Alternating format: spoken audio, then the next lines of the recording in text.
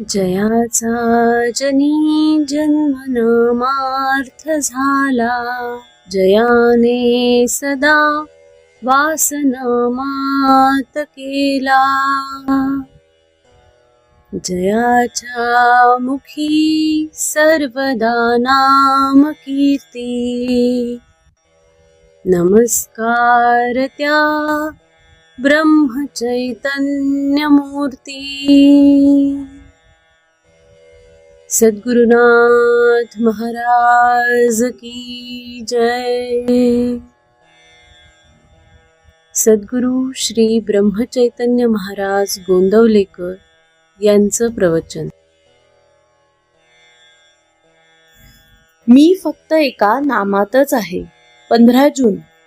मनुष्य कितीही मोठा असला, उत्तम पुराण आणि प्रवचन सांगणारा जरी असला, तरी तो जर नामात राहत नसेल किंवा त्याच्या संगतीत परमेश्वराचे प्रेम लागत नसेल, तर तो कदापिही संत म्हणून समजला जाणार नाही.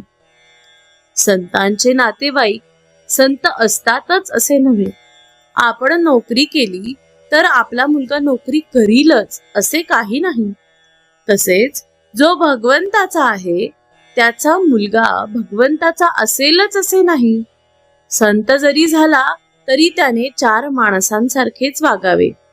काहीतरी वागणे हे संतांचे वागणे नव्हे. अत्यंत निर्भयता हा संतांचा पहिला गुण होय.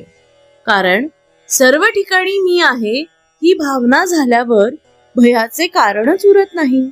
साधूच्या अंतःकरणामध्ये भयाचा संकल्प नसल्यामुळे वाघ, सिंह, साप त्याला त्रास देत नाहीत. अगदी जंगली वाघाकडे देखील निर्भयतेने नजरानजर केली तर तो अंगावर येत नाही. शिवाय साधूंच्या शुद्ध अंतःकरणाचाही त्याच्यावर परिणाम होतो. अशा रीतीने संतांच्या अंतःकरणाची प्राणीमात्रांना सुद्धा जाणीव असते.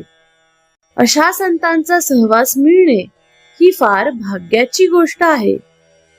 परमेश्वराचे प्रेम लागणे किंवा सतत मुखात नाम येणे हेच संतांच्या संगतीत राहून साधायचे असते.